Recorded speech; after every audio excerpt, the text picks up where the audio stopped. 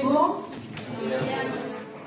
Pada siang hari ini kami calon guru penggerak angkatan 11, saya dan Ibu Mami akan melakukan diseminasi aksi nyata budaya positif.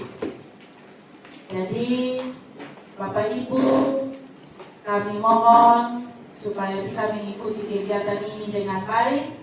Saya akan memandu ini, dan untuk memulai kegiatan ini saya minta Pak Simon untuk memimpin kita dalam doa.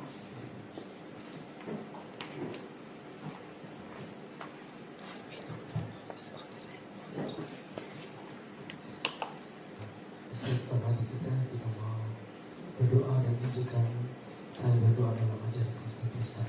Kita berdoa. Segala puji syukur hanya bagi-Mu Tuhan. Dan Tuhan. Amin.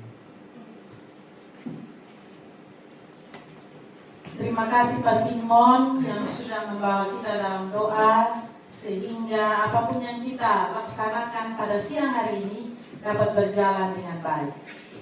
Jadi pertama, diseminasi akan dilaksanakan oleh Ibu Mami dan selanjutnya saya. Jadi kami berdua membagi dalam 2 sesi ya. Jadi yang pertama saya persilakan waktu seluas-luasnya untuk Ibu Mami Yuliani.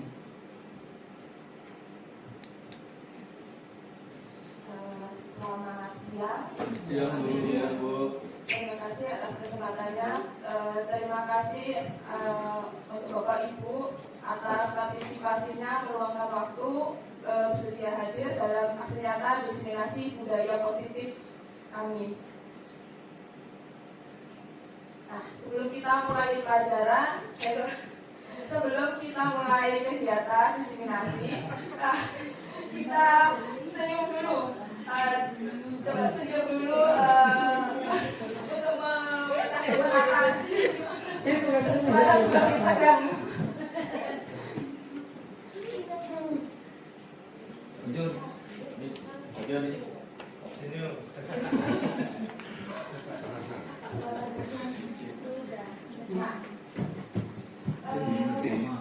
Jadi kami hari ini akan diseminasi tentang budaya positif. Kira-kira apa sih yang dimaksud dengan budaya positif, Bapak Ibu? Ada yang bisa memberikan tanggapan? Apa sih yang dimaksud dengan budaya positif? Kebiasaan baik. Budaya positif, kebiasaan baik. Terima kasih Pak Ibu. Ya, untuk menjawab tersebut, kita refleksikan bersama. Apa tugas kita sebagai seorang pendidik? Kira-kira kalau kita jadi guru, tugas kita itu apa saja sih Bapak Ibu? Mengajar, mendidik, membimbing, menjadi contoh yang baik, ya, menuntun. Hal tersebut sesuai dengan Ki Hajar, pernyataan dari Bapak Pendidikan kita, yaitu Ki Hajar Dewantara, yang menyatakan kalau guru itu ibarat seorang petani yang menanam tanaman padi. Jadi guru itu hanya bisa menuntun apa? Menuntun tumbuhnya padi. Kalau seorang petani tadi tumbuhnya padi, ia hanya dapat memperbaiki kondisi tanah, memelihara tanaman padi, memelihara pupuk dan air, dan membasmi ulat-ulat ataupun jamur-jamur yang mengganggu hidup tanaman padi dan lainnya. Dan hal ini kalau dikaitkan dengan pendidikan, sekolah itu ibaratnya adalah tanah tempat hidupnya. Kalau pada bagi seorang petani berarti tempat hidupnya tanaman. Tetapi kalau di dunia pendidikan berarti sekolah adalah tempat untuk menuntun ilmu bagi peserta didik, bagi murid. Jadi guru itu hanya dapat menuntut tumbuh kembangnya anak. Karena apa? Anak-anak itu terlahir dengan kodratnya masing-masing. Kita tidak bisa merubah kodrat anak. Yang hanya bisa kita lakukan adalah memperbaiki lakunya. Mungkin dari anak yang terlalu pemarah, nah, bisa kita perbaiki lakunya. Kemudian tugas guru selain menuntun, suatu lingkungan yang positif. Lingkungan yang positif di mana lingkungan positif adalah di sekolah. Jadi warga sekolah yang saling mendukung, saling belajar dan saling bekerja sama sehingga tercipta kebiasaan-kebiasaan baik. Karena kenapa kita harus menyediakan suatu lingkungan yang positif? Karena seseorang cenderung tidak bisa belajar atau menyerap ilmu kalau kita berada dalam tekanan. Mungkin Bapak Ibu bisa rasakan ketika kita belajar, tetapi kita ditekan. Kamu harus ini, kamu harus itu. Mungkin ilmu yang kita serap tidak bisa. Tetapi kalau kita berada dalam lingkungan yang positif, yang nyaman untuk anak, nah ini memungkinkan anak untuk bisa belajar. Kemudian adanya kebiasaan-kebiasaan yang baik yang kita lakukan itu nanti dampaknya itu apa? Akan terbentuklah karakter-karakter baik warga sekolah. Nah, karakter-karakter baik dari kebiasaan-kebiasaan baik ini yang akan membentuk budaya positif. Seperti tadi yang sudah dikatakan Pak Iko, budaya positif dari salah satu kebiasaan-kebiasaan baik. Misalnya saja kalau di sekolah kita kebiasaan-kebiasaan baiknya karena kita sekolah sehat, nah cuci tangan di air mengalir, kemudian membuang sampah pada tempatnya, kemudian dilarang merokok. Itu adalah suatu kebiasaan-kebiasaan baik. Apabila kebiasaan-kebiasaan baik tersebut kita lakukan berulang-ulang, nah itu nanti akan menjadi suatu karakter-karakter baik dan akhirnya menjadi ciri khas dari sekolah kita, yaitu sekolah sehat. Mungkin pada awalnya akan terasa sulit, tetapi ini memang suatu kebiasaan. Jadi ini, karena sekolah kita sekolah sehat, nah misalnya kebiasaan-kebiasaan yang sudah kita lakukan selama ini, itu nanti akan menjadi karakteristik dari sekolah kita. Kebiasaan-kebiasaan mencuci tangan, kebiasaan membuang sampah pada tempatnya, sarapan setiap hari, sarapan 1 minggu sekali, sarapan sehat 1 minggu sekali. Nah, hal tersebut kalau dilaksanakan terus-menerus, maka nanti akan jadi karakter-karakter dari sekolah kita atau dari karakteristik dari sekolah kita, menjadi ciri khas dari sekolah kita. Jadi pengertian budaya positif adalah sebuah nilai kebajikan yang menjadi keyakinan dan pada akhirnya menjadi karakter atau ciri khas dari sebuah komunitas atau lembaga seperti yang tadi saya telah contohkan.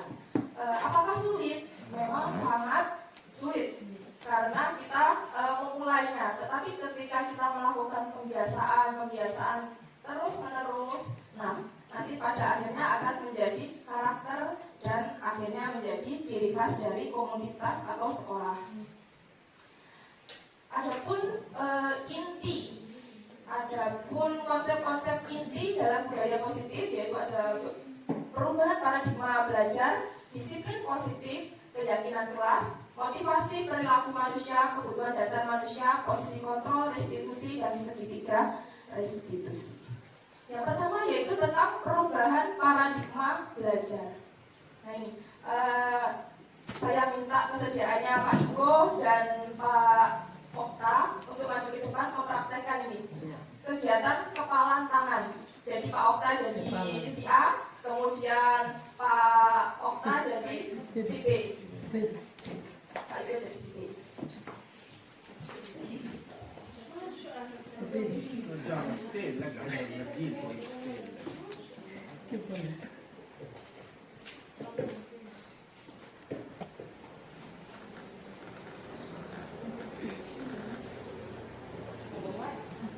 Jadi Pak Iko akan menuliskan sesuatu di kertas tersebut, kemudian letakkan di tangannya Pak Iko. Sedangkan tugasnya Pak Okta adalah meminta Pak Iko untuk membuka kepalanya.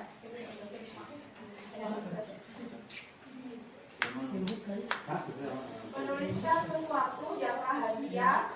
Kemudian Pak Iko letakkan di tangannya Pak Iko. Kemudian tugasnya Pak Okta adalah merayu agar Pak Iko mau membukanya, membuka tangan. Ya.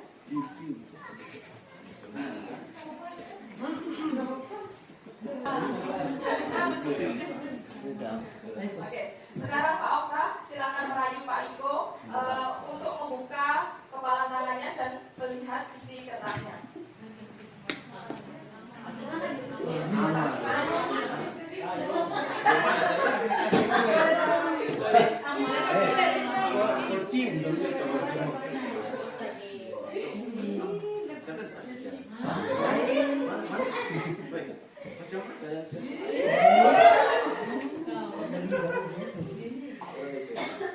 Oh, Pak Iko ternyata memberikan. Oke, kasih tepuk tangan dulu teman-teman semuanya.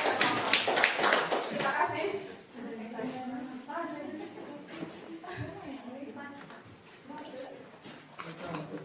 Rahasia nih itu. Sudah.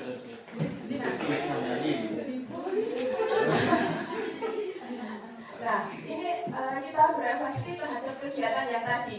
Ini ada 3 pertanyaan, berarti untuk pertanyaan kedua tidak perlu karena tadi Pak Iko akhirnya membuka kepalan. Apakah Anda atau B membuka kepalan tangan Anda?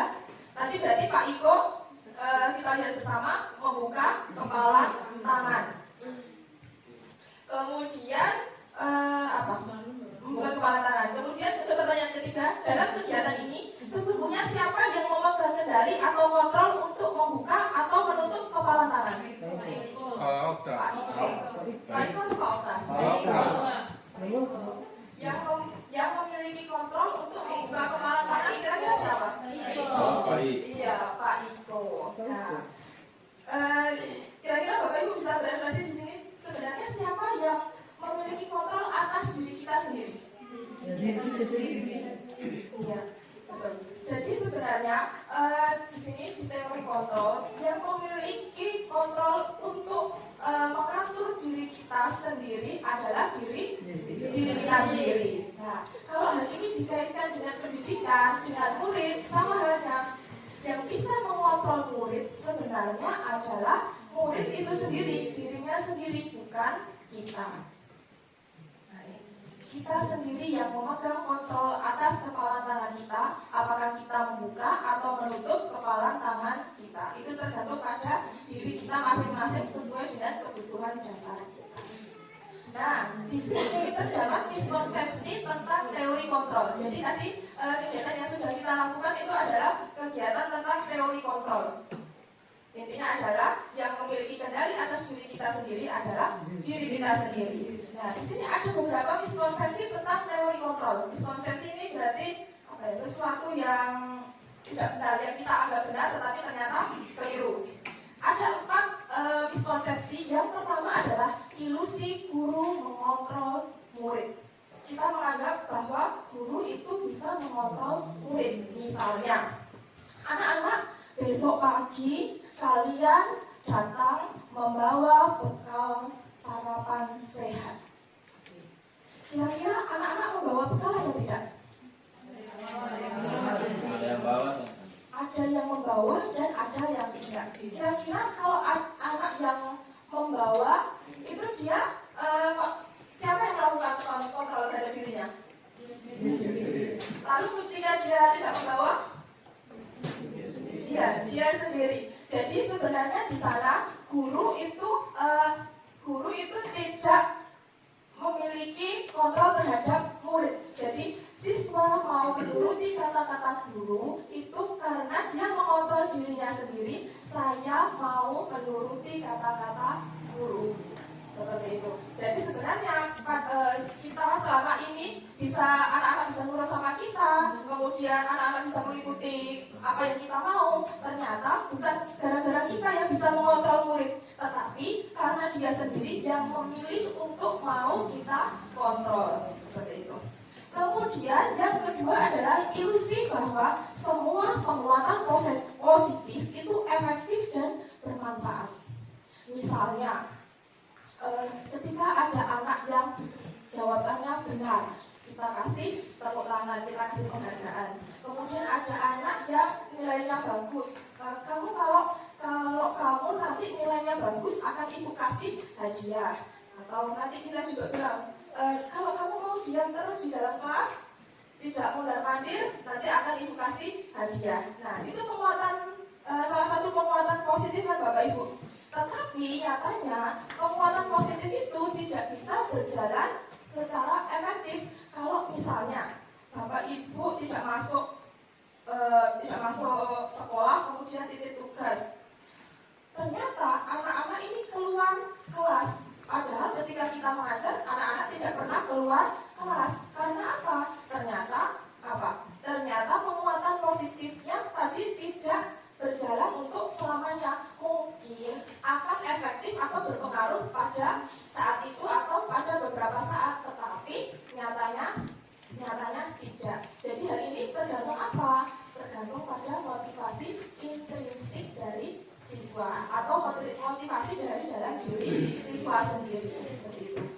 Kalau tugas kita apa? Kita hanya bisa memberikan motivasi ekstrinsik supaya apa? Supaya si anak bisa tumbuh motivasi intrinsik di dalam dirinya. Seperti itu. Kemudian ada ilusi bahwa kritik dan membuat bersalah mampu menguatkan karakter. Misalnya, anak di kelas saya rame terus saya bilang ke anak-anak, "Nak, tolonglah jangan rame-rame, nanti ibu dimarahi oleh kepala sekolah." Atau saya mengkritik pekerjaan murid, "Kamu ini begini saja tidak bisa." Itu jawaban itu masih ada di papan. Begini aja tidak bisa. Nah, kita anggap ketika kita mengkritik tersebut, mengkritik atau membuat anak merasa bersalah, membuat anak menjadi nurut, kemudian menjadi ikut maunya kita. Ternyata ketika anak kita buat merasa bersalah, kemudian kita kritik seperti itu, ternyata yang dilakukannya itu adalah apa? Di dalam dirinya itu dia merasa identitas gagal, punya identitas gagal. Oh, ternyata ibu guru kecewa ya sama saya. Nah, itu sebenarnya yang terjadi. Kemudian ilusi yang keempat adalah ilusi bahwa orang dewasa memiliki hak untuk memaksa. Nah, ini biasanya kita saya sebagai orang tua mau memaksakan kehendak kepada anak-anak saya, menganggap apa yang saya pilihkan ini selalu benar. Nah, nyatanya tidak seperti itu. Jadi bahwa orang dewasa memiliki hak untuk memaksa itu adalah tidak benar.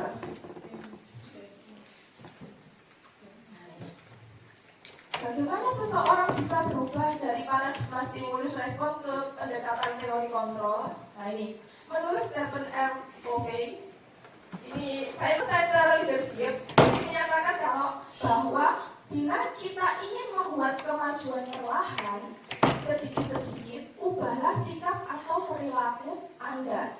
Namun, bila kita ingin memperbaiki cara-cara utama kita, maka kita perlu mengubah kerangka acuan kita. Ubahlah bagaimana Anda melihat dunia, bagaimana Anda berpikir tentang manusia, dan ubahlah paradigma Anda, skema pemahaman dan penjelasan aspek-aspek tertentu tentang realitas. Ini maksudnya apa? Ada pilihan. Setiap orang itu pasti ingin berubah. Nah, tetapi ada pilihannya, berubahnya ini secara perlahan, sedikit-sedikit, atau langsung. Nah, ini ada perubahan paradigma yang tadi, paradigma stimulus respon yang pertama, kemudian menjadi pendekatan teori kontrol. Di mana kalau teori kontrol yang bisa mengontrol diri kita adalah diri kita sendiri. Yang pertama adalah paradigma yang pertama. Kita awalnya menganggap realitas atau kebutuhan kita itu sama. Nah, nyatanya realitas atau kebutuhan kita itu berbeda. Antara satu orang dengan orang yang lain itu berbeda. Atau kebutuhan belajar dari anak yang sama dengan anak yang lain itu berbeda. Kemudian, stimulus respon yang kedua adalah semua orang melihat hal yang sama. Pada kenyataannya, setiap orang itu memiliki gambaran yang berbeda, memiliki pandangan yang berbeda. Kemudian, kita mencoba mengubah orang agar berpandangan sama dengan kita. Nah, ini keliru ya, menurut teori kontrol, kita itu harus berusaha memahami pandangan orang lain, karena tidak semua orang memiliki pandangan sama dengan kita. Kemudian, perilaku buruk dilihat sebagai suatu kesalahan. nyatanya di teori kontrol semua perilaku itu memiliki tujuan. Misalnya anak yang nakal sekali suka bikin temannya nangis atau suka jahil ke temannya, ternyata dia itu memiliki tujuan kenapa dia melakukan hal tersebut untuk memenuhi kebutuhan dasarnya. Misalnya yaitu kebutuhan dasar ingin disayang, karena ketika dia bikin temannya menangis, kemudian kita sebagai guru pasti akan menegur dia, kemudian menasihati dia. Mungkin kebutuhan dasarnya di rumah tidak terpenuhi, kebutuhan dasar akan kasih sayang. Kemudian selanjutnya adalah orang lain bisa mengontrol saya. Pada kenyataannya hanya Anda yang bisa mengontrol diri Anda sendiri, atau hanya kita yang bisa mengontrol diri kita sendiri. Misalnya saja kita mengontrol anak supaya berbuat A, B, C, D. Ketika dia mengikuti, memang dia memilih untuk mengikuti kita, bukan karena kita yang bisa mengontrol dia. Kita punya pilihan. Kemudian saya bisa mengontrol orang lain. Nah, pada kenyataannya kita tidak bisa mengontrol orang lain. Kemudian pemaksaan ada pada saat rujukan. Yesus dapat menciptakan pilihan-pilihan baru. Nah, kalau pada stimulus respon itu model berpikirnya menang kalah. Misalnya kalau pada siswa kita membuat peraturan A, B, C, siswa harus mengikuti. Kita tidak mengetahui apakah dia mau atau tidak. Itu kalau pada teori stimulus respon. Tetapi kalau pada teori kontrol, model berpikirnya adalah menang-menang. Menang-menang maksudnya apa? Anak bisa mengikuti apa yang kita kehendaki dan dia mendapatkan keuntungan dari apa yang sudah menjadi kesepakatan. Nah, berikutnya adalah disiplin positif. Ketika mendengar kata disiplin, apa yang terbayang di benak Bapak Ibu? Kira-kira apa kalau disiplin? Kita harus disiplin. Kira-kira apa yang terbayang di benak Bapak Ibu? Ibu Yuli? Harus tepat waktu, kemudian cepat respon. Kalau disiplin cepat respon. Kemudian apa lagi kira-kira? Lukas? Kita harus disiplin. Kalau kita disuruh disiplin itu kira-kira kita merasa nyaman tidak? Tidak, kata Ibu Aisyah doanya tidak kalau saya. Nah, seperti itu. Nah, ini kebanyakan orang itu akan menghubungkan kata disiplin dengan tata tertib, kemudian teratur dan kepatuhan pada peraturan. Kemudian kalau tidak disiplin akan mendapat hukuman. Kemudian kita juga cenderung menghubungkan kata disiplin dengan ketidaknyamanan. Namun kenyataannya tidak seperti itu. Menurut Bapak Pendidikan kita di Ajar Dewantara, di mana ada kemerdekaan, disitulah harus ada disiplin yang kuat. Sungguh pun disiplin itu bersifat self-disiplin, yaitu kita sendiri yang mewajibkan kita dengan sekeras-kerasnya, tetapi itu sama saja. Sebab jikalau kita tidak cakap melakukan self-disiplin, wajiblah penguasa lain mendisiplinkan diri, dan peraturan demikian itu harus ada di dalam suasana yang merdeka. Artinya apa? Ketika berbicara tentang disiplin, itu bukan orang lain yang mendisiplinkan, tetapi self-disiplin atau kita sendiri yang mendisiplinkan diri sendiri. Kemudian di sini dikatakan wajiblah, kalau kita tidak disiplin, wajiblah penguasa lain mendisiplinkan diri kita. Misalnya kita kalau di sekolah, kita sebagai guru, berarti kita yang mendisiplinkan kita adalah pimpinan kita, sama kepala sekolah misalnya. Baik mendisiplinkan dalam hal pakaian, kemudian waktu, dan lain-lain. Biasanya dilakukan oleh Mama. Terima kasih Mama. Kemudian di sini selanjutnya adalah dan peraturan demikian itu harus ada di dalam suasana yang merdeka. Kebetulan kurikulum kita yang sekarang kan kurikulum merdeka. Merdeka di sini itu bukan berarti kita bebas melakukan apapun ya Bapak Ibu. Merdeka di sini itu kita bisa mengontrol diri kita. Misalnya saja, Ibu Ingrid suka nonton drakor. Kemudian Ibu Ingrid nonton drakornya sampai jam 3 pagi. Apakah Ibu Ingrid merdeka? Tidak. Kenapa kira-kira Mama Edi? Kenapa kok tidak merdeka Mama Edi?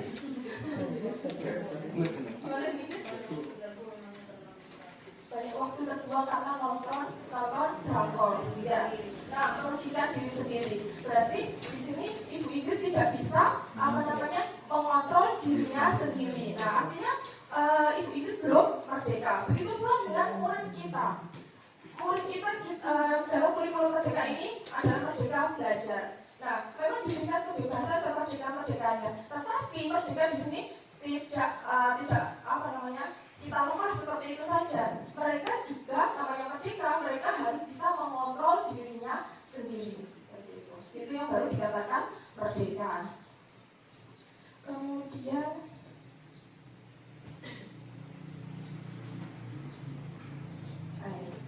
Bapak Pendidikan kita, Desa Dewantara juga menyatakan di sini disiplin yang dimaksud adalah disiplin diri yang memiliki motivasi internal. Artinya disiplin nanti ada kaitannya erat dengan motivasi internal dari dalam diri siswa. Tugas kita itu apa? Yaitu memberikan motivasi eksternal. Supaya apa?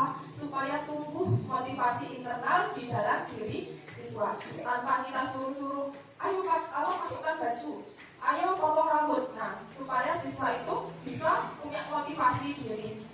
Untuk tekniknya, nah ini adalah tugas kita bersama. Bagaimana caranya untuk menimbulkan motivasi intrinsik dari dalam diri siswa.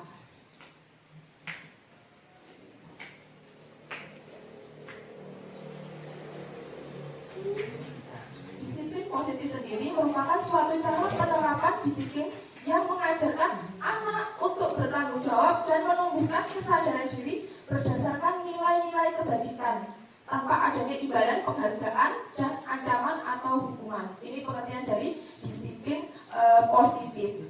Jadi berdasarkan apa? Berdasarkan nilai-nilai keyakinan atau kebajikan. Nilai kebajikan ini bersifatnya adalah universal, tidak tergantung pada ras, tidak tergantung pada agama. Jadi menjadi kesepakatan yang kesepakatan bersama. Ini nilai-nilai kebajikan, nilai yang disepakati bersama, lepas dari suku, bangsa, agama, dan bahasa maupun latar belakang. Semua menyetujui hal tersebut.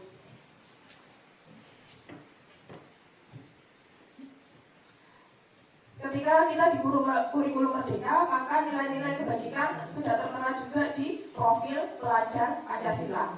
Di sana ada 6, itu merupakan salah satu nilai kebajikan yang harus ada di diri setiap siswa kita. Kemudian yang kedua adalah keyakinan kelas.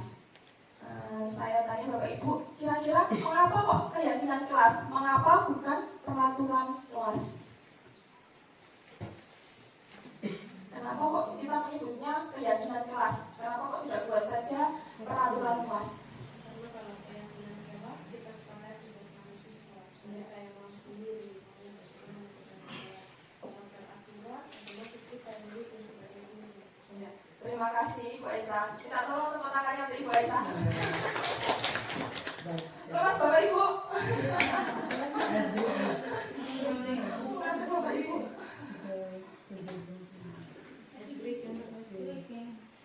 Ice breaking dulu. Oke, ice breaking dulu. Gini, kita permainan tebak-tebakan ice breakingnya. Cluenya adalah nama sekolah kita. Cluenya adalah nama sekolah kita. Karena saya akan bercerita. Bulan depan saya ingin pergi ke Jepang. Kira-kira barang apa yang harus saya bawa untuk pergi ke Jepang? Koper, kan?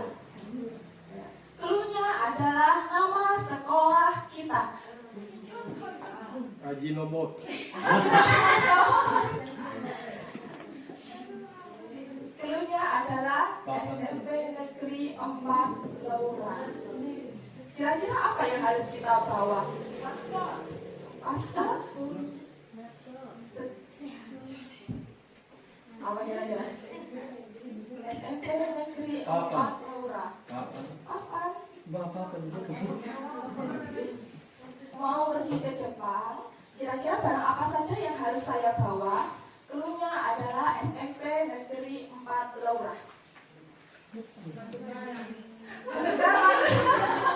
Mau batu karang ke Jepang.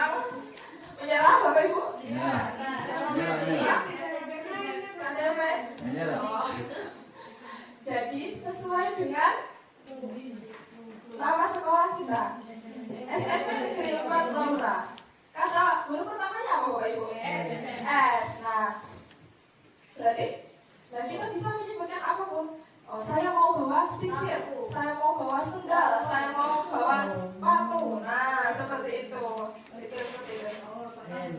Ya. SD huruf di SMP. Yang urut apa ya? Oh, siapa? Laki. Satu kali lagi ya.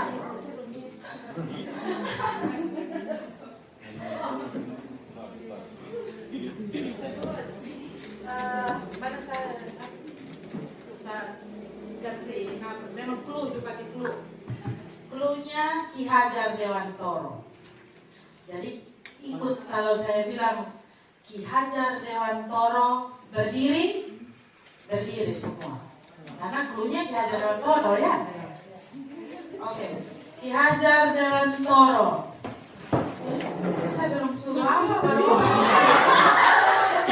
Berarti terlalu konsen. Jadi Ki Hajar Dewantoro pegang kepala.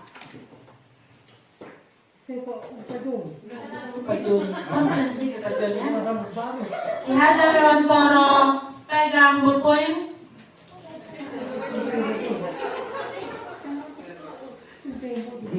Berdiri. Dan tidak ada Ki Hajar Dewantoro. Jadi ingat, jadi itu supaya konsentrasi Bapak Ibu ya.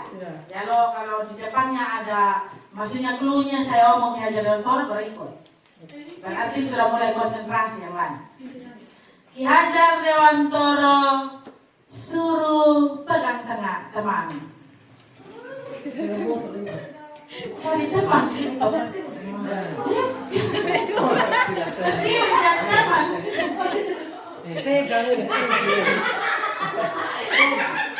Lepas?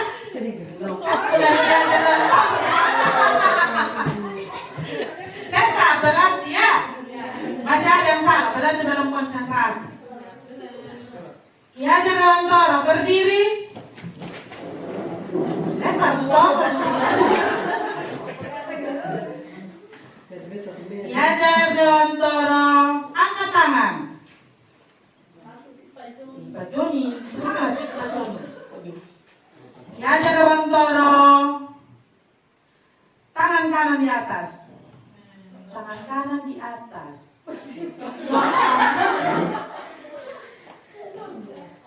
Duduk. Sudah konsentrasi berarti. Silahkan duduk.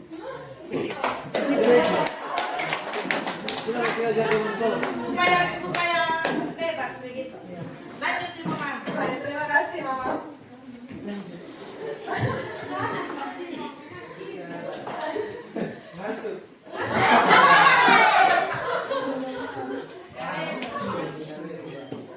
Yes. Dengan tadi yang dikatakan oleh Ibu Aisyah bahwa mengapa keyakinan kelas, mengapa bukan peraturan kelas? Karena kalau keyakinan kelas itu merupakan kesepakatan, sedangkan kalau peraturan hanya guru saja yang berperan. Jadi kalau keyakinan kita kalau sesuai dengan teori kontrol menang-menang, kemudian kalau peraturan berarti menang kalah stimulus responnya. Nah, pertanyaan, mengapa kita memiliki peraturan tentang penggunaan helm pada saat mengendarai kendaraan roda 2 atau motor? Menjaga keselamatan. Jaga keselamatan. Ya, menjaga keselamatan. Oke. Kemudian mengapa kita memiliki peraturan tentang penggunaan masker dan mencuci tangan setiap saat? Menjaga kesehatan. Menjaga. Ya, betul sekali. Jadi yang pertama adalah nilai keselamatan dan yang kedua berarti nilai kesehatan.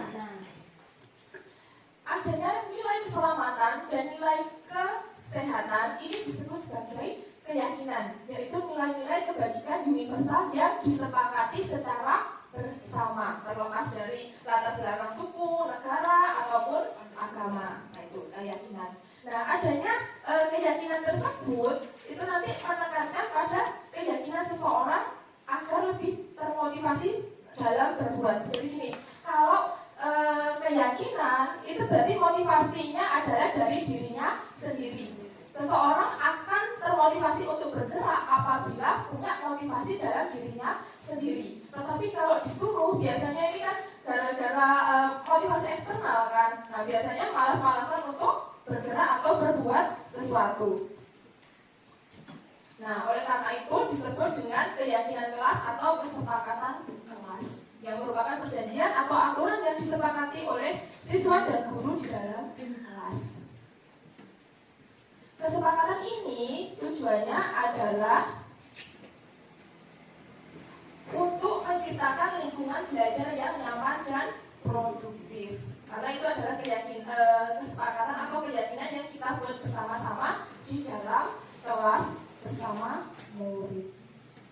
Prosedur keyakinan kelas, cara membuat keyakinan kelas itu ada. Yang pertama yaitu ketika kita membuat keyakinan kelas, kita harus menjelaskan terlebih dahulu kepada anak-anak apa sih yang dimaksud dengan keyakinan kelas atau kesepakatan kelas.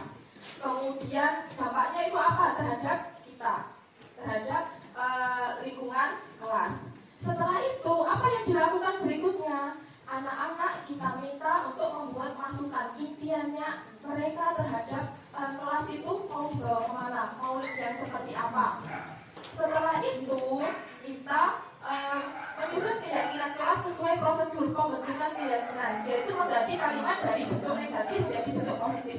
Misalnya anak-anak ketika kita tanya mau kelas yang seperti apa, tidak boleh ada yang makan di dalam ruangan. Kemudian tidak boleh mondar-mandir ibu. Kemudian tidak boleh membuang sampah sembarangan. Itu kira-kira kalimat negatif atau kalimat positif? Bagaimana Pak Yuli? Tidak boleh membuang sampah sembarangan. Kemudian tidak boleh mondar-mandir di dalam kelas. Kemudian tidak boleh makan di dalam kelas. Itu kalimat positif atau kalimat negatif? Nah, Negatif. Positif. positif atau negatif? Negatif. Positif. Negatif. Iya, di dalam bahasa Indonesia. Ya.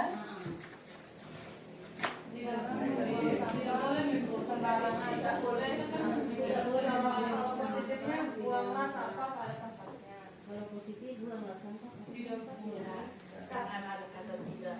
Iya, kalau ada kata tidak itu biasanya adalah kalimat negatif. Nah, ketika kita menanyakan ide-ide kepada anak, biasanya yang muncul itu yang dikeluarkan oleh anak-anak. Karena mereka bisa mengeluarkan hal tersebut berawal dari mana? Dari peraturan. Biasanya di peraturan kan tidak boleh ini, tidak boleh itu. Nah, itu sebenarnya kemudian di pembuatan keyakinan kelas, kalimat negatif tersebut harus kita ubah menjadi kalimat positif. Seperti membuang sampah pada tempatnya. Kemudian apa lagi tadi? Tidak mondar-mandir, berarti misalnya adalah menghormati guru. Itu.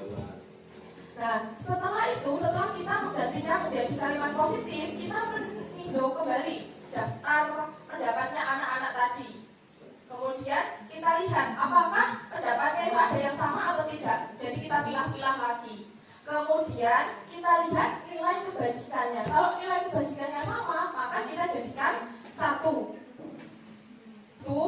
Setelah terbentuk satu keyakinan kelas, kemudian warga kelas itu diminta untuk meninjau kembali apakah setuju dengan peraturan dengan keyakinan yang sudah mereka buat. Kemudian menyepakatinya dengan tanda tangan dan menempelkannya di ruang kelas masing-masing. Ini bisa kita lakukan ketika nanti kita gunakan untuk apa?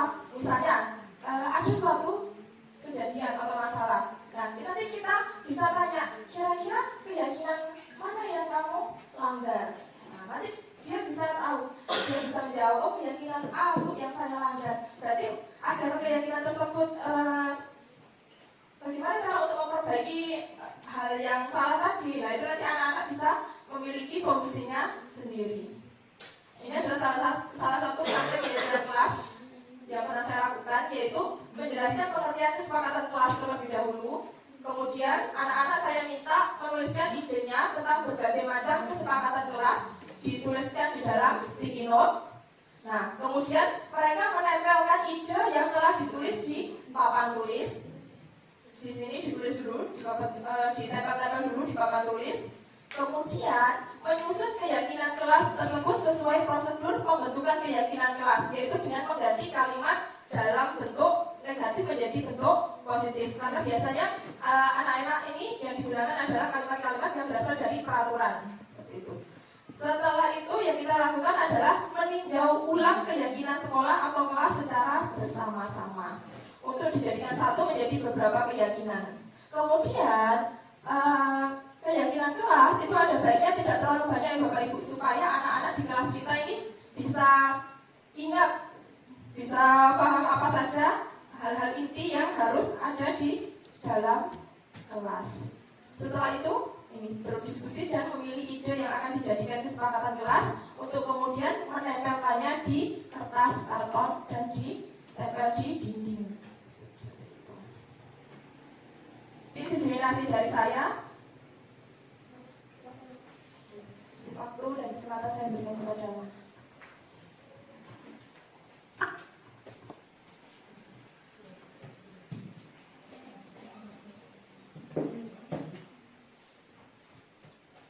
Selamat siang. Siang. Sudah capek Mas ya. Sudah mau 12:30. Sebelum lanjut kita ice breaking sejenak. Senam otak, gerakan dasar.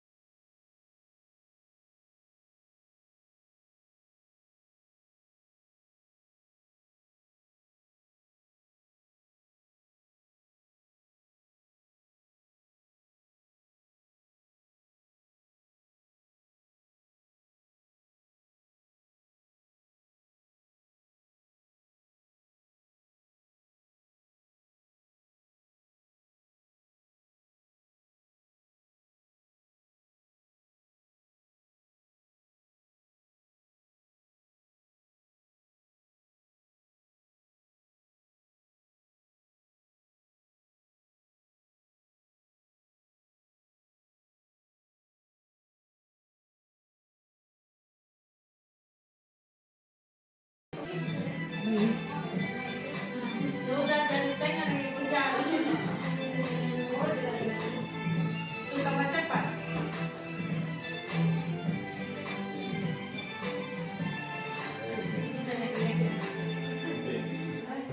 Oke. Terima kasih Bapak Ibu. Sekarang kita lanjut di materi yang berikut, yaitu motivasi perilaku manusia. Bapak Ibu tahu apa itu motivasi? Yang mana motivasi? Jadi motivasi perilaku manusia itu ada 3 ya. Jadi tadi Bapak Ibu bilang dorongan. Itu yang pertama. Jadi dorongan kita sebagai manusia itu yang pertama untuk menghindari ketidaknyamanan atau hukuman. Yang kedua, untuk mendapatkan imbalan atau penghargaan dari orang lain. Dan yang ketiga, untuk menjadi orang yang mereka inginkan dan menghargai diri sendiri dengan nilai-nilai yang mereka percaya. Dari ketiga motivasi perilaku manusia ini, tidak semuanya baik. Dan yang paling terbaik yang mana? Yang ketiga. Nah, jadi jangan kita menghindari ketidaknyamanan atau hukuman. Kemudian jangan untuk mendapat imbalan atau penghargaan orang lain. Misalnya, kita datang pagi supaya jangan saya marah. Misalnya karena saya sebagai kepala sekolah, atau hukuman itu. Atau yang kedua, siapa yang datang pagi, saya kasih hadiah.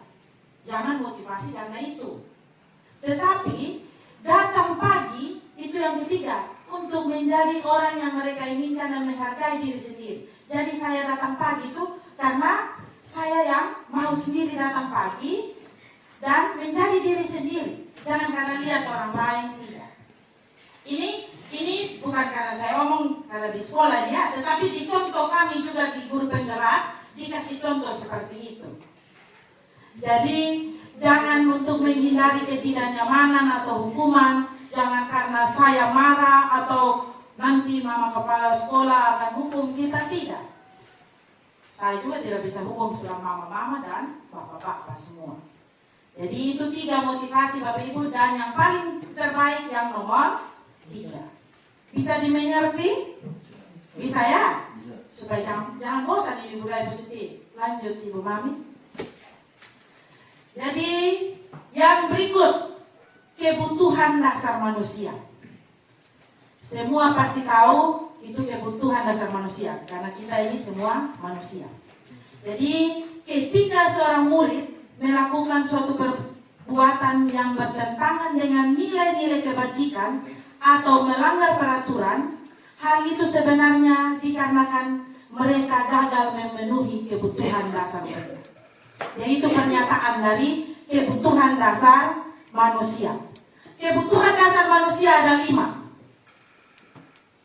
Yang pertama, bertahan hidup. Yang kedua, kasih sayang dan diterima. Yang ketiga, penguasaan. Yang keempat, kebebasan. Yang kelima, kesenangan. Kebutuhan bertahan hidup. Bapak Ibu pasti tahu. Untuk kita bertahan hidup, apa-apa yang kita butuhkan? Makanan, terus rumah atau tempat, terus pakaian, apa lagi? Kebutuhan primer, kesehatan. Saya ada tambah 1 ya, itu seks ya, reproduksi. Itu merupakan kebutuhan bertahan hidup. Amang kosong Bapak Ibu semua. Ini sudah ngomong orang dewasa ya, karena memang ini disebut karena bertahan hidup itu adalah kebutuhan dasar manusia yang pertama. Yang berikut itu kasih sayang dan diterima. Kita semua pasti butuh kasih sayang dan diterima. Sama juga peserta didik. Nanti habis ini ada contoh ya. Habis itu penguasaan. Bapak Ibu pasti juga ingin menguasai juga diri sendiri. Peserta didik juga ingin juga dia punya kuasa juga. Jadi ini nanti anak. Kemudian kebebasan. Semua kita juga mau bebas. Tidak ada yang mau dalam penjara atau dalam jeruji, dalam kandang. Tidak ada. Dan yang terakhir itu kesenangan. Semua butuh kesenangan. Ini adalah 5 kebutuhan dasar manusia. Ada sebuah studi kasus, Bu Ambar guru wali kelas 2A di SD Pelita Hati sedang bingung menghadapi ulah salah satu murid di kelasnya, Doni. Beberapa anak di kelas 2A telah datang padanya dan mengeluhkan Doni yang seringkali meminta bekal makan siang mereka dengan paksa. Jika Anda menghadapi situasi seperti Ibu Ambar, apa yang akan Anda lakukan? Menurut Anda, kira-kira apa alasan Doni melakukan hal itu? Jadi ini ada studi kasus ya. Jadi Bapak Ibu tadi saya sudah baca, sudah tahu masalahnya. Sekarang lanjut. Sekarang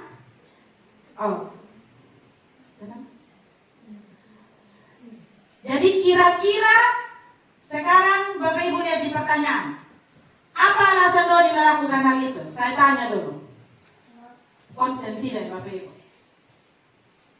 Siapa yang Untuk bertani itu. untuk bertahan? Itu Terus ingin di saya. ingin disayang. Terus apa lagi? Menunjukkan kuasa. Minta diperhatikan. Minta diperhatikan, itu ingin disayang tadi ya. Apa saudara bilang? MP ya? Minta perhatian. Terus Menunjukkan kuasa. menunjukkan kuasa. Bisa apa? Apa sudah tabang-tabang orang minta bekal ya? Yang berikut lagi. Yang paksa-paksa tadi itu, kekuasaan. Terus yang berikut?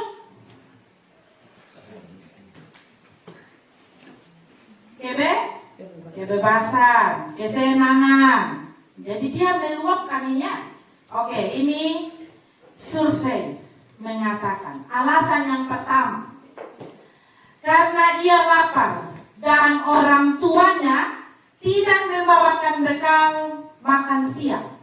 Makanan dasar yang sedang berusaha dipenuhi oleh Tommy adalah kebutuhan untuk bertahan hidup, survival ya. Jadi supaya bisa hidup dia harus makan. Jadi makanya dia minta sudah ditemani. Yang kedua, jadi jangan langsung marah peserta didik Bapak Ibu ya, dicari tahu. Yang kedua, karena dia merasa senang temannya jadi memperhatikan dia. Ketika temannya melaporkan tindakan itu ke gurunya dan gurunya memberitahu orang tuanya, sehingga orang tuanya jadi memperhatikan dia. Maka kebutuhan dasar yang sedang dipenuhi Doni adalah kebutuhan akan kasih sayang dan rasa diterima. Jadi misalnya ada masalah Bapak Ibu panggil orang tua murid dan berkomunikasi dari hati ke hati, sekolah, orang tua dan peserta didik, orang tua jadi tahu permasalahan anaknya. Contoh Doni tadi, selama ini orang tuanya tidak kasih makanan, sedangkan teman-temannya yang lain kasih makanan. Jadi kita panggil orang tua. Makanya kenapa saya bilang Bapak Ibu, masalah apa saja yang terjadi, anak terlambat, tidak lengkap atribut, dipanggil orang tua supaya kita tahu orang tuanya ini tidak mampu atau anaknya yang tidak memberitahu orang tua. Begitu. Jadi jangan merasa ada yang tidak pakai baju olahraga sudah 3 tahun, kok kita aman-aman saja, begitu.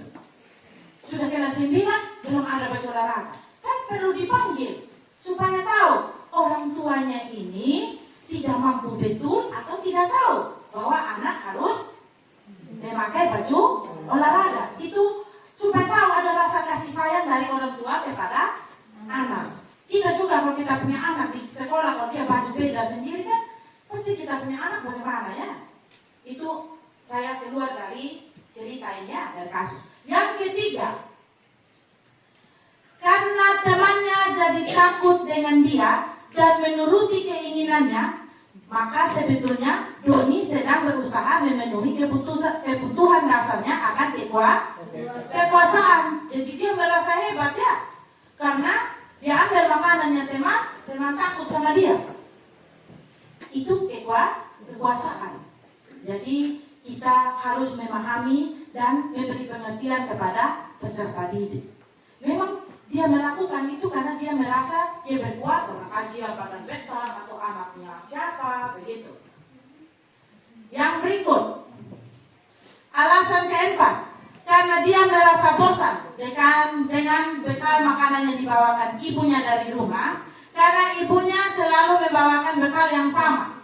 Oleh karena itu, dia ingin mencoba memakan makanan temannya yang beraneka ragam. Maka Doni sedang berusaha memenuhi kebutuhannya akan kebebasan.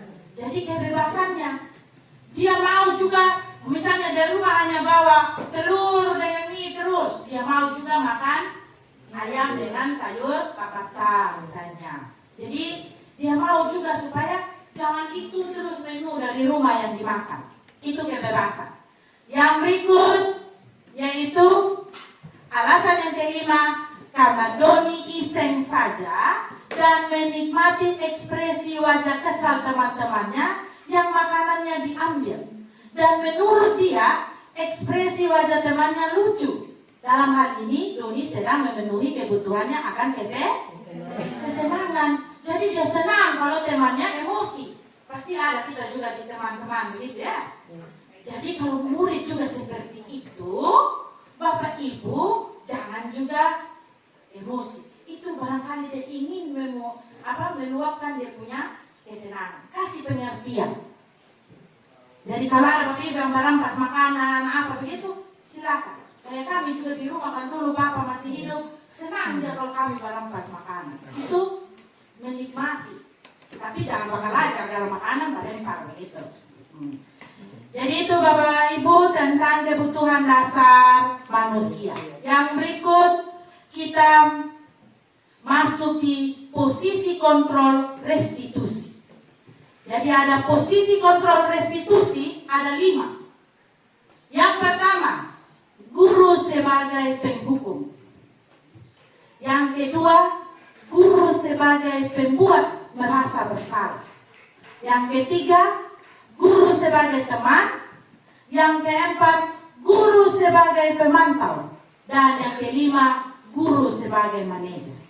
Kira-kira dari kelima posisi kontrol ini, mana yang cocok untuk posisi kontrol guru kita? Posisi restitusi. Guru sebagai manajer. Jadi Bapak Ibu, jangan guru kita sebagai penghukum. Jangan sedikit-sedikit kita hukum murid, sedikit-sedikit. Memang kalau di daerah Sumba ini sering identik bilang harus keras. Tetapi pelan-pelan sudah kita merubah pemikiran seperti itu. Kemudian jangan sebagai pembuat merasa bersalah. Kemudian kita juga jangan sebagai teman. Teman itu bisa-bisa nanti jadi teman tapi mesra ya. Nah, bisa-bisa ada yang nanti murid merasa lain lagi. Itu. Jadi jaga juga posisi kita sebagai guru. Kemudian guru jangan hanya sebagai pemantau. Jangan hanya memantau saja. Bapak Ibu tidak pernah mendekati peserta didik. Jadi yang paling terbaik adalah yang disarankan itu kita sebagai manajer. Jadi lihat di sini Bapak Ibu, motivasi itu ada motivasi eksternal dan motivasi intrinsik. Motivasi eksternal itu ada identitas gagal, identitas berhasil. Identitas gagal itu perilaku kontrol negatif. Jadi yang negatif itu penghukum dan pembuat orang merasa bersalah. Jangan gara-gara kita orang menjadi merasa bersalah. Jadi guru itu menghindari yang 2 ini tadi, perilaku kontrol negatif. Dalam identitas berhasil ada 2, ada perilaku kontrol positif, ada yang kontrol diri. Perilaku kontrol positif yaitu teman dan pemantau, itu positif. Tetapi yang kontrol diri itu yang paling cocok itu yaitu manajer. Jadi yang kedua tadi itu yang negatif itu supaya dihilangkan.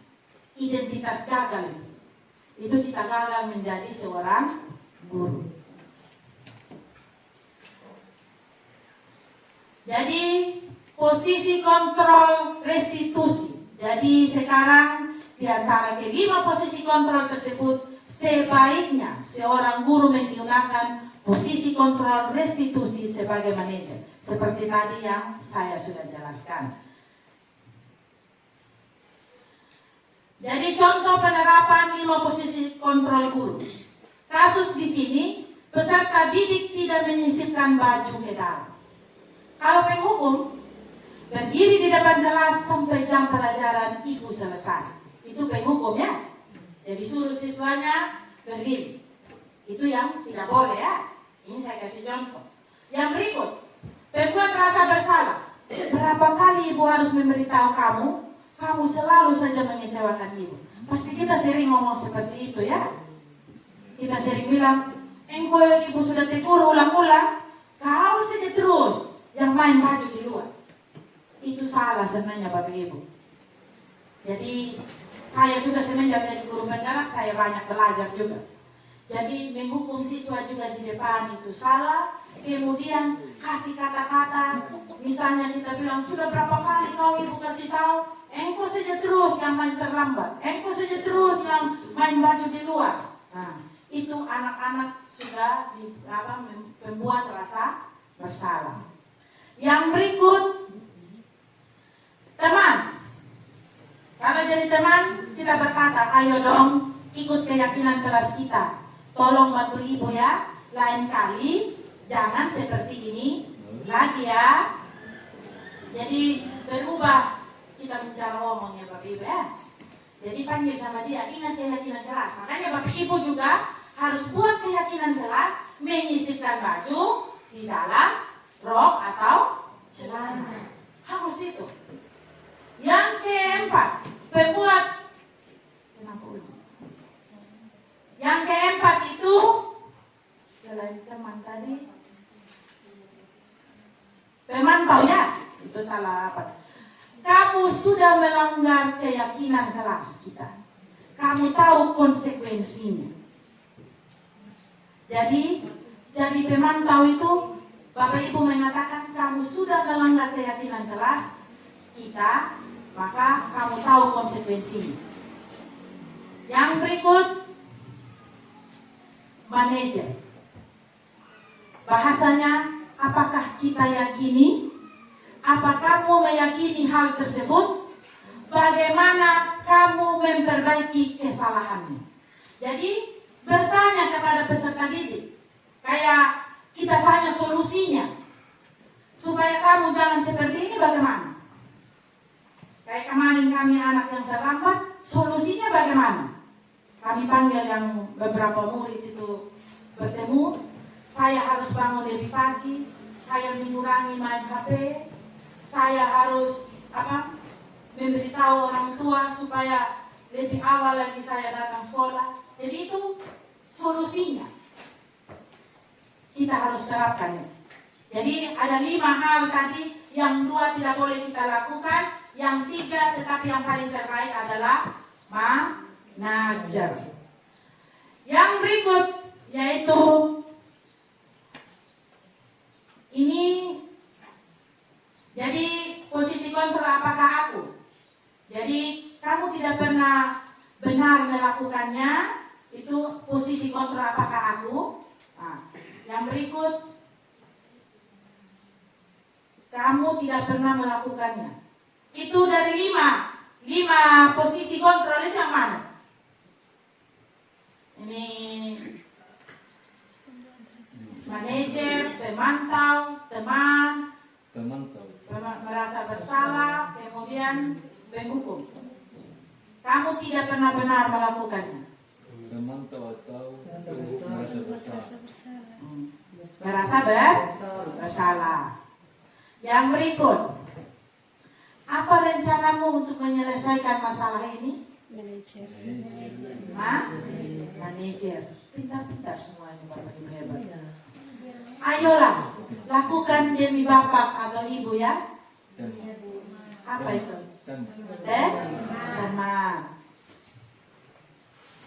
Kamu tidak pernah mendapat nilai jika tidak mengerjakan tugas. Kamu pemantau. Kamu tidak pernah mendapat nilai jika tidak mengerjakan tugas. Jadi konsekuensinya ya, pemantau.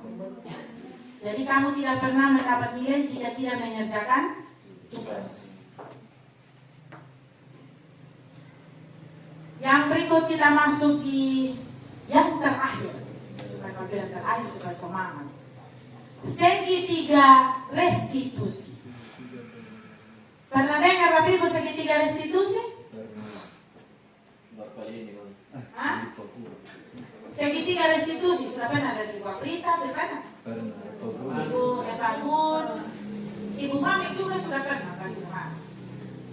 Jadi segitiga restitusi, lanjut Ibu Mami.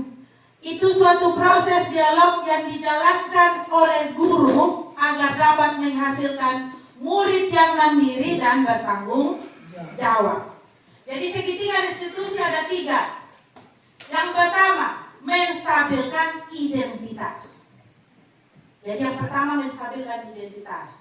Yang kedua, validasi tindakan yang salah. Dan yang ketiga, menanyakan keyakinan. Jadi yang pertama itu menstabilkan identitas. Setiap orang pasti pernah melakukan kesalahan. Jadi kalau kita omongnya peserta didik, jangan macam dia sudah yang paling bersalah. Jadi kita harus omong, bukan hanya itu saja yang sering terlambat. Yang lain juga pernah, tetapi itu tidak baik. Jangan karena banyak yang lambat ikut lambat, begitu maksudnya ya. Jadi kamu bukan satu-satunya yang pernah melakukan ini. Kemudian validasi tindakan yang salah itu, adakah cara yang lebih efektif untuk mendapatkan apa yang kamu butuhkan? Jadi tanya sama dia, ada cara yang paling efektif. Kemudian kamu tentu punya alasan mengapa melakukan itu. Jadi misalnya kalau dia datang terlambat, pasti ada alasan kenapa dia terlambat. Kemudian yang ketiga, menanyakan keyakinan. Itu keyakinan jelas apa? Keyakinan jelas kita itu apa? Apa yang telah kita sepakati. Jangan sampai Bapak Ibu tidak pernah buat keyakinan jelas, datang tepat waktu. Yang sampai Bapak Ibu situ tidak pernah ngomong bahasanya datang tepat waktu, tetapi ini tidak mencantumkan. Kemudian kamu ingin menjadi orang yang seperti apa? Itu di menanyakan keyakinan. Jadi itu tahapannya, menstabilkan identitas, validasi tindakan yang salah, menanyakan keyakinan. Yang berikut, kata-katanya ya, kalau menstabilkan identitas, berbuat salah itu tidak apa-apa. Yang kedua, tidak ada manusia yang sempurna. Jadi kasih bahasa yang supaya anak-anak juga itu tidak drop memang. Kemudian, saya juga pernah melakukan kesalahan seperti itu. Kayak terlambat, saya bilang juga di peserta diri, ibu juga pernah terlambat, tapi ibu tidak harus terlambat terus. Ada satu hal barangkali yang pasti harus terlambat, ya ibu terlambat. Makanya tidak boleh kita kasih salah betul sama peserta. Jadi makanya saya sering bilang, jangan langsung marah, pukul, tidak boleh sama sekali. Kemudian yang ketiga, kita bisa menyelesaikan ini. Jadi supaya kita keluar dari masalah itu, kita harus memberikan motivasi. Kemudian yang berikut, Bapak atau Ibu tidak tertarik mencari siapa yang salah. Tapi Bapak atau Ibu ingin mencari solusi dari permasalahan ini. Jadi jangan cari lagi siapa yang salah. Yang berikut, kamu berhak merasa begitu. Dan yang berikut, terakhir, apakah kamu sedang menjadi teman yang baik buat dirimu sendiri? Jadi tolong Bapak Ibu, kita menstabilkan identitas dulu dari peserta didik dan diri kita sendiri. Yang kedua, validasi tindakan yang salah. Itu kata-katanya, padahal kamu bisa melakukan yang lebih buruk dari ini ya. Itu yang pertama. Kemudian yang kedua, kamu pasti punya alasan mengapa melakukan hal itu. Jadi kita bertanya. Yang ketiga, kamu patut bangga pada dirimu sendiri karena kamu telah melindungi sesuatu yang penting buatmu. Dan yang terakhir, kamu boleh mempertahankan sikap itu, tapi kamu harus menambahkan sikap yang baru. Itu validasi tindakan yang salah.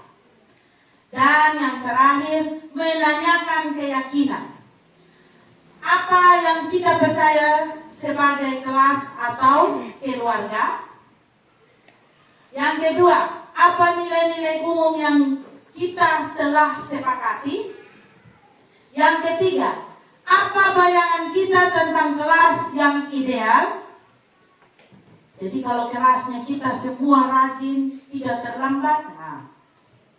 Dan yang terakhir, kamu mau jadi orang yang seperti apa? Kita bertanya kepada anak itu. Kalau dia mau menjadi yang baik, ya bagus sudah. Lanjutin. Jadi ini praktik segitiga restitusi kasus. Jadi ada satu video. Ini yang ditampilkan adalah video dari Ibu Mami. Saya waktu itu videonya pakai Zoom ya, pakai Google Meet dari Jakarta. Jadi biar pakai yang Ibu Mami punya yang langsung. Saya juga kemarin mempraktekkan. Silakan Bapak Ibu menonton.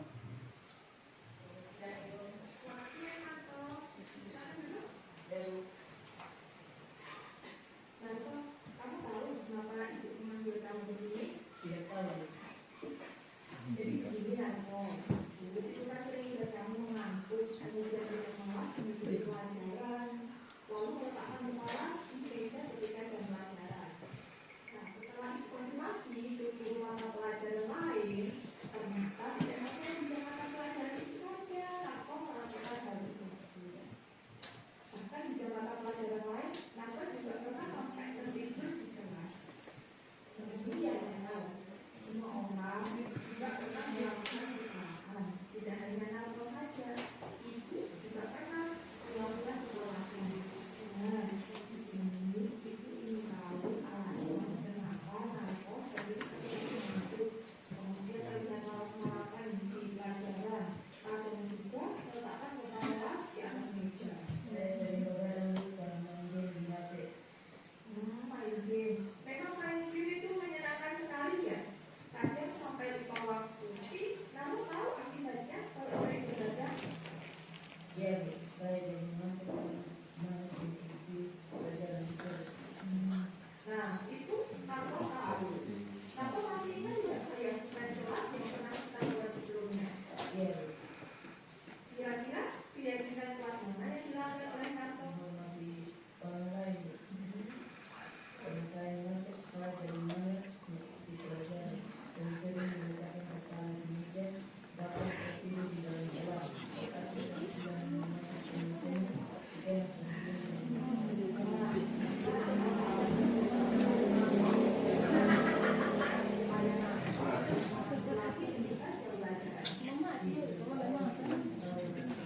Betul sekali Narto.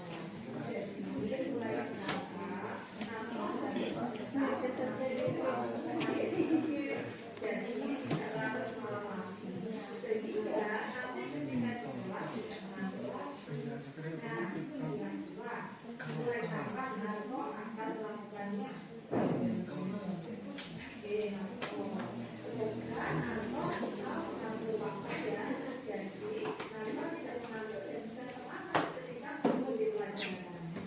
Baik, sekarang Narto bisa kembali ke kelas. Jadi itu kasusnya Bapak Ibu ya. Saya kemarin satu orang Iron yang sering terlambat, itu yang saya wawancara, dan Riu. Jadi saya sengaja kenapa ambil dua ini, karena saya lihat sekarang Iron macam sudah tidak pernah terlambat.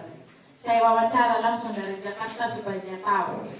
Jadi bukan kita marah, jadi saya bilang juga bukan hanya dia saja yang seperti itu. Jadi mohon kita mempraktekkan dalam kegiatan pembelajaran kita apa yang menjadi budaya positif di sekolah ini.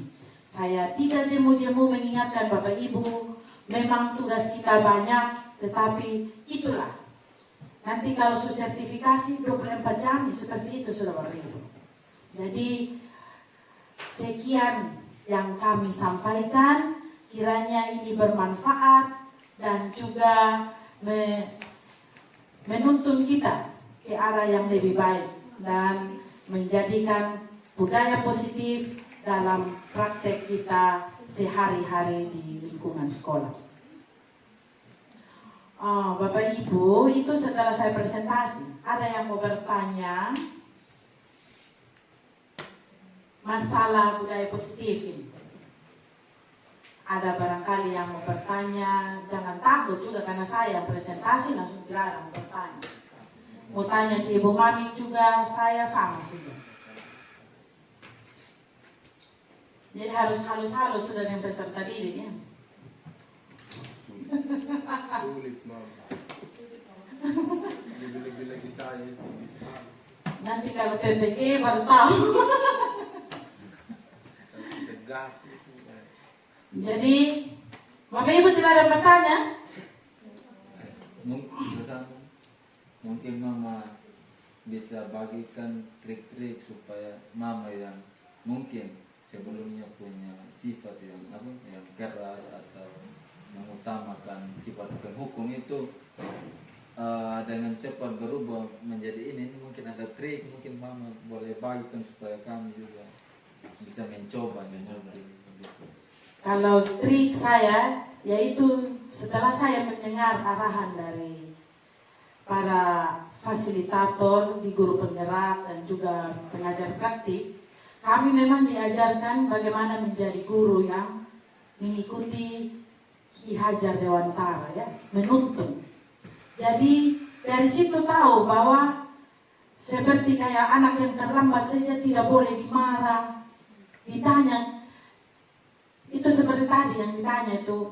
Jadi bukan hanya dia saja yang terlambat, ibu juga pernah terlambat. Dan saya itu merasa bahwa bukan dia saja yang terlambat, banyak juga teman dan saya juga sendiri pernah terlambat. Jadi kembali kepada diri kita masing-masing. Jadi kalau penghukum memang kalau masalah pukul, peserta didik, marah terlalu berlebihan juga saya memang tidak suka juga. Bukan hal yang memang saya dulu seperti itu, saya memang tidak seperti itu. Tapi kalau yang terlambat saya marah sampai terlalu tidak, hanya saya sering berbincang dengan mereka, kenapa terlambat terus? Masalah apa memang? Tanya seperti itu saja. Sambil mereka pilih-pilih sampah, sambil kita tanya rumah jauh di mana. Makanya sampai saya tahu itu ada yang hanya tinggal dengan bapaknya, mamanya sudah meninggal, dan itu kan kita memaklumi. Jadi kita panggil dia, solusinya bagaimana sudah. Dia bilang kan masih cuci piring pagi, jadi saya bilang cuci piring memang dari malam, begitu. Omong dengan mereka supaya mereka bisa tahu solusinya. Itu trik saya ya, trik saya bagaimana kita mempraktekkan, kita kembali pada diri kita. Kenapa saya berusaha harus datang pagi? Supaya jangan saya marah Bapak Ibu, tetapi saya sendiri datang siang. Itu. Saya usaha bagaimana? Biar suami juga ganggu sama saya. Ibu saya yang setiap hari ini cepat pagi. Saya bilang ini saya tidak bisa, saya harus memberikan contoh. Makanya itu mengikuti Hajar Dewantara, kita harus menjadi panutan, teladan. Jadi ingat, Tutmuri Handayani, Ingmadian Mangunkarso, ini apa dan siapa? Ingmadian Mangunkarso Sungtuloda, Ingarso Ingmadian Sungtulodo. Jadi kita berada di depan, di tengah, dan di belakang. Di depan itu yang mengarahkan, di tengah itu menjadi teman, dan yang di belakang itu memotivasi. Begitu Bapak Ibu ya. Di guru penggerak ini 3 yang kami belajar ini. Semoga semakin ke depan Bapak Ibu semua menjadi guru penggerak. Itu saja dari saya. Kayaknya belum sudah capek. Sudah jam 1.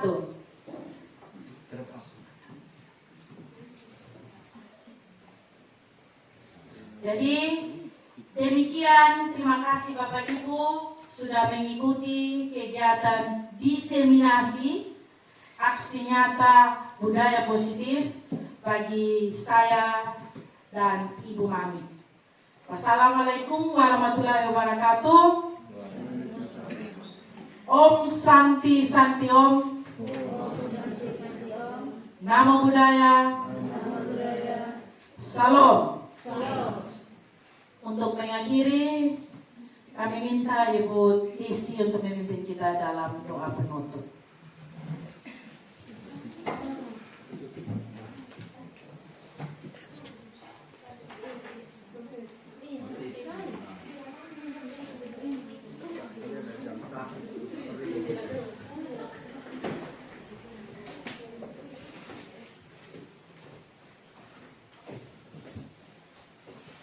Kita tenangkan hati dan pikiran untuk kita mengakhiri kegiatan kita dengan doa.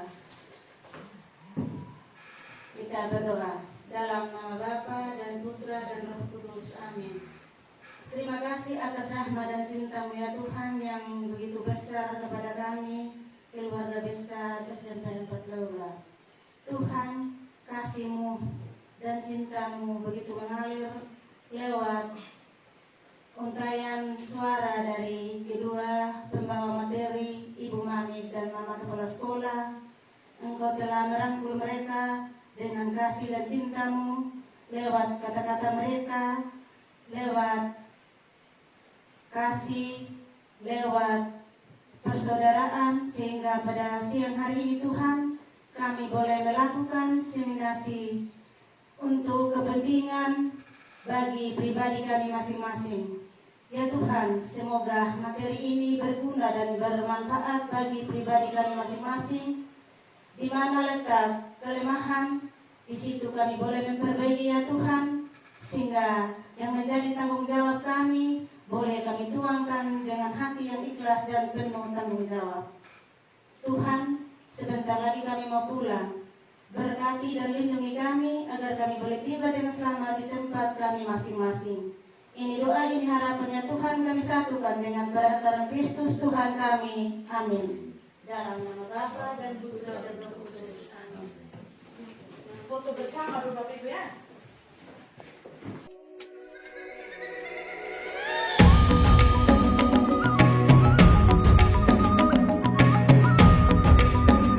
Pagi semuanya.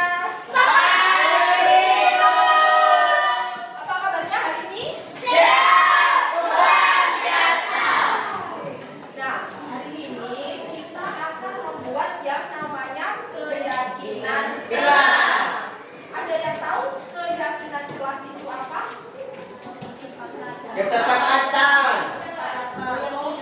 Yang dijanjikan. Yang dijanjikan oleh siapa? Oh, siswa. Yang dijanjikan oleh guru atau siswa. Oke, mari kita lihatnya nanti ya. Ya, Bu. Biasanya berupa apa keyakinan kelas? Ini menghormati Gusti dan Jangan keluar masuk. Oh, berarti dari aturan. Oh, dari aturan. Oke. Kira-kira sama atau tidak? Aturan, peraturan sama keyakinan kelas. beda. Beda. Kira-kira bedanya apa? Peraturan lalu Angkat tangan. Apa? lalu lintas. Peraturan lalu lintas. Oke. Kemudian apa lagi? Bedanya peraturan sama keyakinan. Jadi gini ya Kak ya. Kalau peraturan, apakah kita ikut membuat? Tidak. Ya, kita ikut membuat peraturan tidak? Betul. Misalnya, peraturan lalu lintas harus menggunakan helm. Apakah kita ikut membuat peraturan tersebut? Tidak. Ikut. Kalau ikut tulis undang-undangnya? Tulis atau tidak? Tidak. Kalau peraturan itu kita tidak ikut serta untuk membuat. Tetapi kalau keyakinan kita, iya siswa semua turut ikut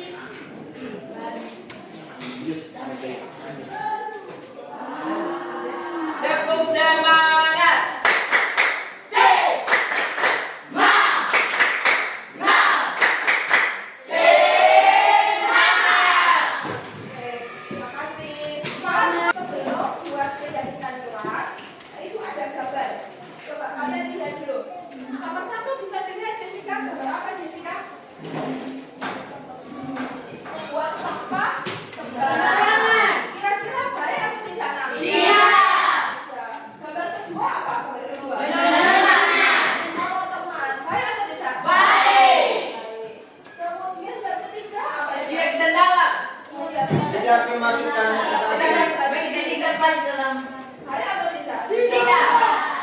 Tidak baik. Kemudian yang keempat, beberapa itu kira-kira? Gambar mendengarkan ibu menjelaskan. Berarti ketika di dalam kelas ketika ada guru yang menjelaskan, apa yang harus dilakukan? Mendengarkan. Disiplinnya harus dilakukan. Kemudian yang kelima apa? Menyapu halaman. Biasanya dilakukan oleh siapa? Siswa. Dilakukan oleh siswa. Kemudian pada saat apa? Bertugas. Tingkat kelas. Baik atau tidak? Baik. Nah, ini nomor 6, saudara kira-kira? Lari. Terlambat. Terlambat. Ada Terlambat. yang betul. Terlambat. Makanya dia lari-lari. Kira-kira baik atau tidak? Tidak baik. Tidak baik. Sangat tidak. Nah, ini nomor 7, ada orang apa ini? Belajar. Belajar. Mengerjakan tugas. Mengerjakan tugas. Mengerjakan tugas. Baik atau tidak? Baik. Keyakinan kelas itu adalah sepakat nilai dan prinsip yang disepakati bersama oleh guru dan siswa untuk apa? Untuk memandu perilaku dan interaksi di dalam kelas. Supaya kita tahu, oh, kalau masuk ke dalam kelas, ada guru yang masuk ke dalam kelas harus apa? Siap. Ya, berhormat. Hormat. Biasanya gimana? Syuk. Hormat. Biasanya kalian seperti itu. Beri salam. Ya, biasanya beri salam. Oke. Kemudian apa lagi? Misalnya, sopan santun. Nah, harus seperti itu. Salam sapa sopan santun. Oh, bisa. Senyum salam sopan santun. Salam sopan santun. 5S sudah ada ya? Sudah. Ada yang kecil kita ya. Nah, tujuannya apa? Seperti itu tadi yang bisa dijelaskan. Untuk menumbuhkan ketertiban murid supaya murid tahu apa yang harus dilakukannya. Ya, yang menjadi keyakinan di dalam diri. Ya. Kemudian mewujudkan merdeka belajar yang berpihak pada murid. Apa? Karena apa? Misalnya ya Nak ya, kalau peraturan yang buat kan misalnya guru yang membuat, apakah siswa mungkin di dalam dirinya saya tidak mau mengikuti peraturan itu. Seperti itu. Tapi kalau keyakinan gurunya mau, muridnya juga mau. Seperti itu. Kemudian yang ketiga yaitu meningkatkan komunikasi segala arah. Jadi apa yang dimau ibu sama apa yang dimau oleh guru. Seperti itu. Kalian mau tidak kalau menjalankan sesuatu yang tidak kalian inginkan? Tidak. Mau itu. Ini tujuannya adanya kesepakatan atau keyakinan. Kemudian membudayakan budaya dan disiplin positif. Disiplin positif. Ya. Jadi gini Nak, memang awalnya kalau kita tidak terbiasa itu males-malesan. Tapi kalau sudah kita biasakan, kalau sesuatu kita biasakan perlahan, nanti akan jadi suatu terbiasa. Nanti akan jadi suatu karakter. Misalnya saja ibu malas bangun pagi. Kemudian setelah ada keyakinan, ibu membuat ditanamkan di dalam diri ibu ada nilai, saya harus disiplin waktu. Saya harus tepat waktu. Akhirnya ibu biasakan bangun tidur harus lebih awal. Akhirnya bangunnya bisa lebih awal lagi. Supaya apa? Supaya tidak terlambat. Awalnya apa? Males dan awalnya males masih ngantuk. Tidur cuma berapa jam. Tapi kalau sudah kita biasakan terus, lama-lama biasa saja. Lama-lama sudah terbiasa bangun. Sekarang yaitu adalah langkah-langkah membuat keyakinan kelas. Jadi langkah-langkah membuat keyakinan kelas. Yang pertama apa? Yang pertama adalah bercurah pendapat. Kalian bercurah pendapatnya melalui apa? Nanti akan ibu tuliskan di sticky note atau di post-it. Kalian tulis keyakinan kelas kalian. Menurut kalian harusnya yang kalian lakukan kelas impian kalian itu seperti apa? Kalian mau kelas yang bagaimana? Misalnya saja datang tepat waktu. Nah, itu salah satunya. Sekarang yaitu adalah langkah-langkah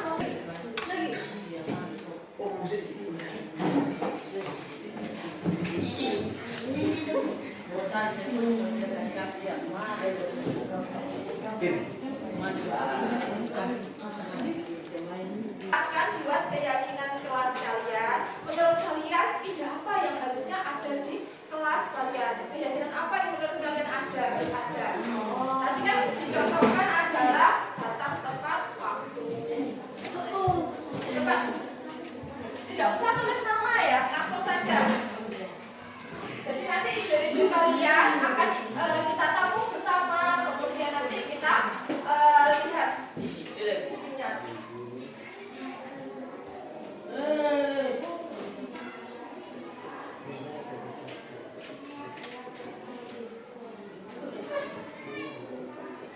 Oke.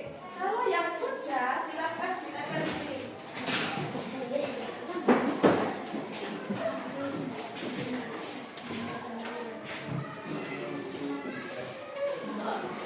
Jangan di atas mana-mana.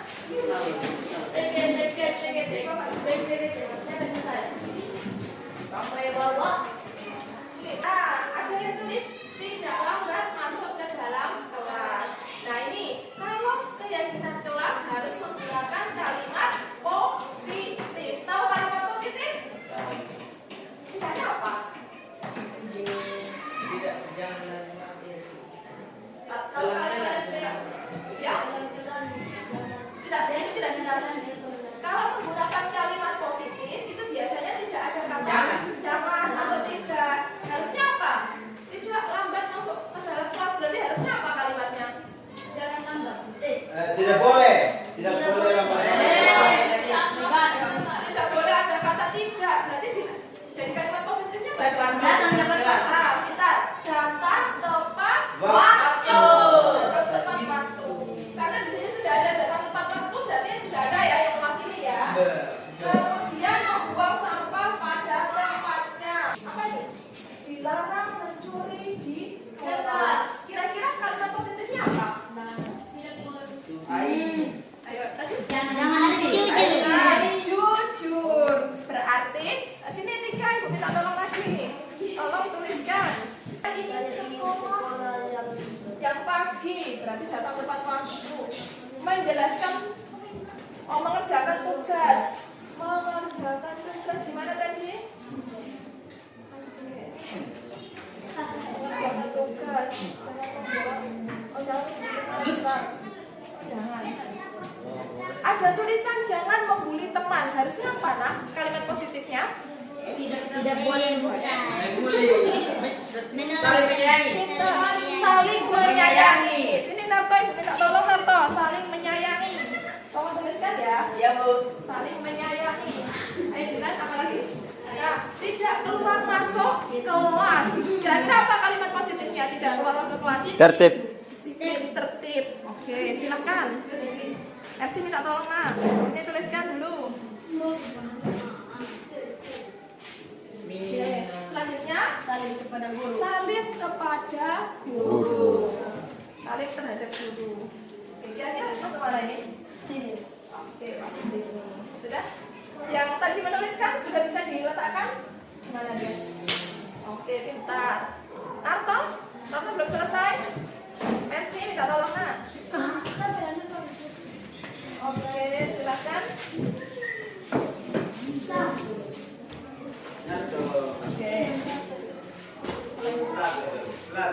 Ya, kira-kira semua jangan lupa ngomong catat.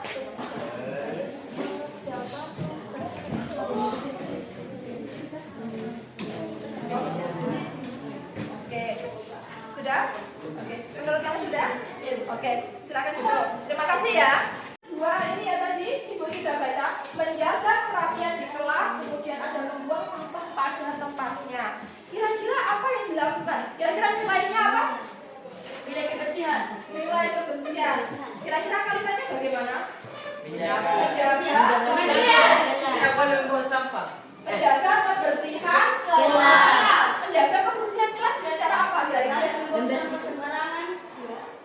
tidak membuang sampah sembarangan. Menyapu. Dan membersihkan kelas. Menyapu kelas, membersihkan kelas. Yang membersihkan kelas siapa? Siswa. Kebersihan apa? Piket.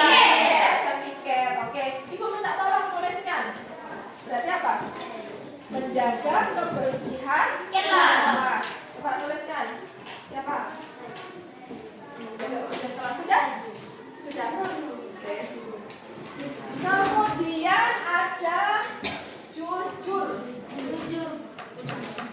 Jujur. Kalau jujur ini apa saja sih, Nak? Mencuri. Jangan Jangan mengambil barang temanmu. Tidak mengambil barang teman, hargai barang temannya. Ketika kamu meminjam pulpennya teman, berarti harus dikembalikan atau tidak? Dikembalikan. Kemudian tadi ada yang bilang tidak boleh mencontek.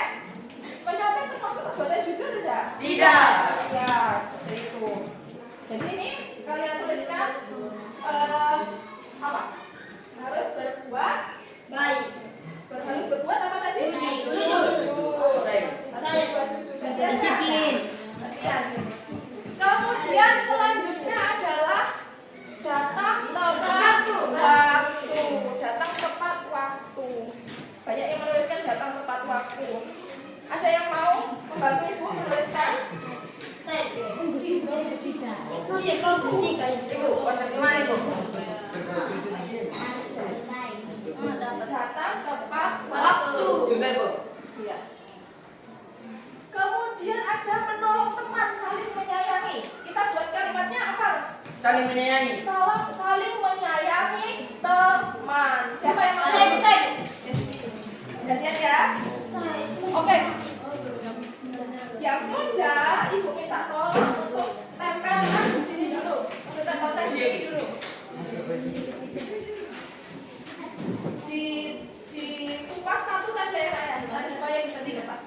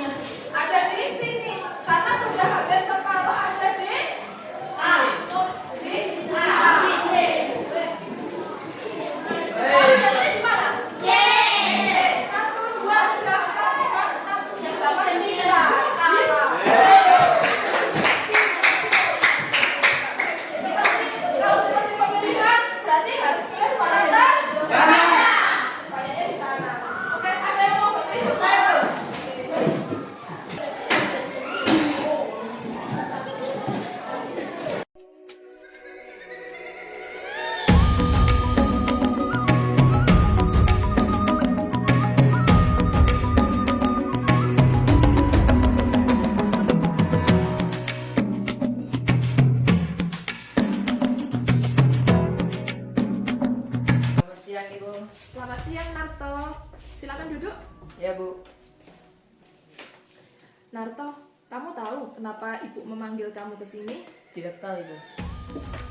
Jadi begini Narto, ibu itu kan sering lihat kamu mengantuk, kemudian terlihat malas mengikuti pelajaran, lalu meletakkan kepala di meja ketika jam pelajaran.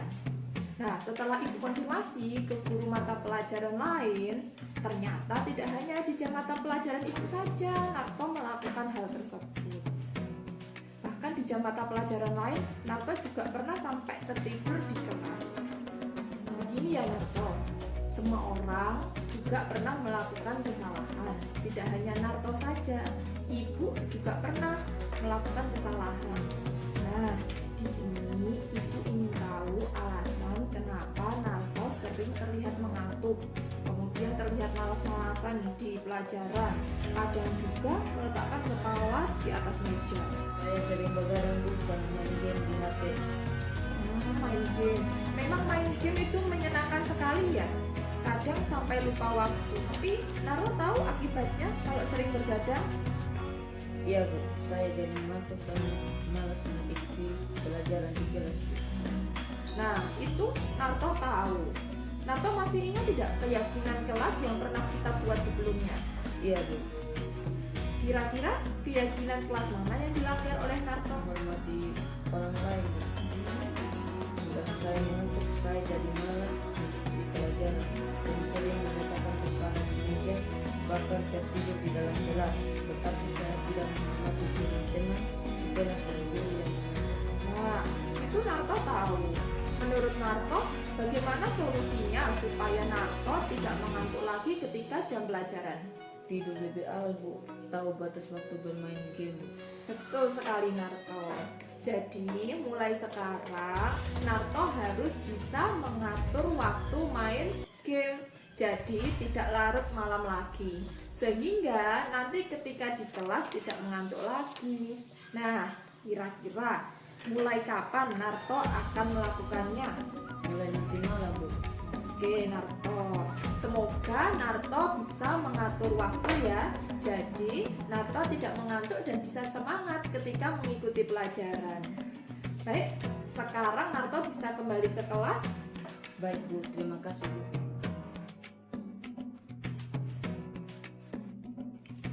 Selamat siang, perkenalkan nama saya Narto Binyalende. Saya murid kelas 8B. Saya senang sekali bisa berdiskusi dengan Ibu Mamik sehingga saya jadi tahu solusi agar tidak mengantuk lagi dalam kelas. Hal yang bisa saya lakukan yaitu mengatur waktu saat main game dan tidak tidur larut